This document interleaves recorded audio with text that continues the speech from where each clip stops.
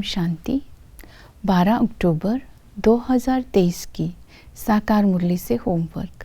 आज की मुरली से हम लक्ष्य लेंगे, बेहद के बाप से बेहद के सुख का वर्षा लेने का पुरुषार्थ करना है। बेहद के सुख का वर्षा लेने के लिए आज अटेंशन देंगे। बाबा ने कहा बलि चढ़ना है, श्रेष्ठाचारी बनना है और सेवा करनी है। बलि चढ़ना अर्थात जीते जी बाप पर बलि चढ़ बाप का बनकर बाप की श्रीमत पर चलना है और बाप की श्रीमत पर चलने से 21 जन्मों के लिए वर्षे के अधिकारी बन जाएंगे, अर्थात सदा सुखी बन जाएंगे।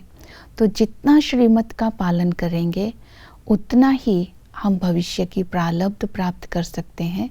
तो श्रीमत से होने वाली प्राप्तियों को आज सारा दिन स्मृति में रखेंगे तो श्रीमत का पालन करना सहज हो जाएगा। श्रीमत से ही हम श्रेष्ठ देवी देवता बनते हैं। श्रीमत पर चलने से ही हमारी तकदीर ऊंच बनती है।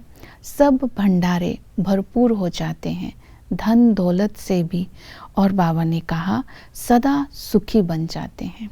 तो इसलिए आज अमृत वेले से रात तक जो बाप की श्रीमत है उसको अटेंशन में रखेंगे और उसका पालन करेंगे। दूसरा है श्रेष्ठाचारी। श्रेष्ठाचारी अर्थात पवित्र, सद्गति को प्राप्त करना।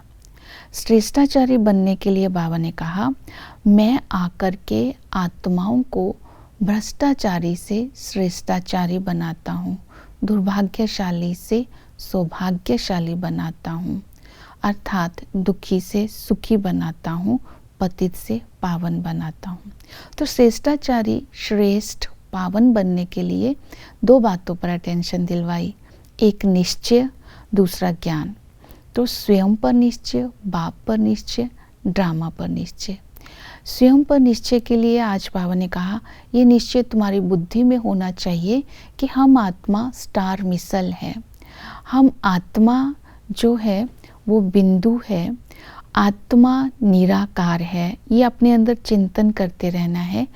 इन आँखों से आत्मा को देख नहीं सकते हैं, लेकिन आत्मा शरीर से निकल जाती है तो शरीर खल्लास हो जाता है। तो इस तरह आत्मा पर निश्चय। दूसरा है बाप पर निश्चय। जैसे आत्मा को इन आँखों से नहीं देख सकते, ऐसे बाप को भी इन आँखों से नहीं देख सकते। वो भी निराकार है, ज्ञान का सागर है, शांति का सागर है, बीज रूप है। तो इस तरह बाप की महिमा को याद करना है, स्मृति में लाना है, अनुभव करना है। ये निश्चय भी बुद्धि में होना चाहिए। जब स्वयं और बाप पर निश्चय होगा तो याद यथार्थ होगी और आत्मा श्रेष्ठ बनती जाएगी, अर्थात संस्कार पवित्र होंगे, कर्म श्रेष्ठ होंगे तो आत्मा पावन बनेगी। ड्रामा पर निश्चय। ड्रामा के आदि मध्य अंत का ज्ञान सागर आकर के हमें ज्ञान देता है।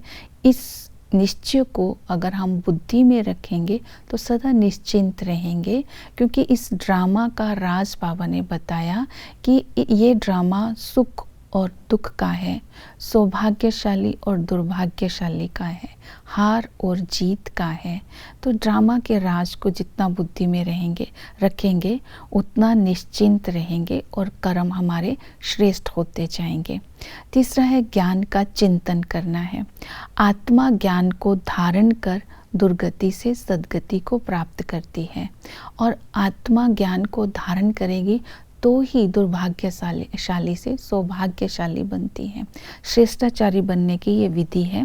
तो ज्ञान का चिंतन करना है कि सतयुग में हम आत्माएं सोलवेंट थी, हम आत्माएं श्रेष्ठाचारी थी अर्थात पावन थी।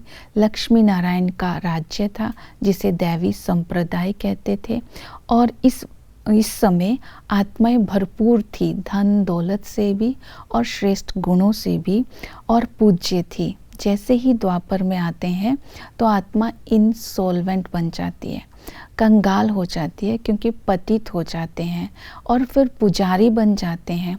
गुड़ियों माफिक देवी देवताओं की पूजा करते हैं अंधश्रद्धा में, और जब भ्रष्टाचारी हो जाते हैं तो दुखी होते हैं तो बाप संगम पर आकर के दैवी संप्रदाय की स्थापना करते हैं।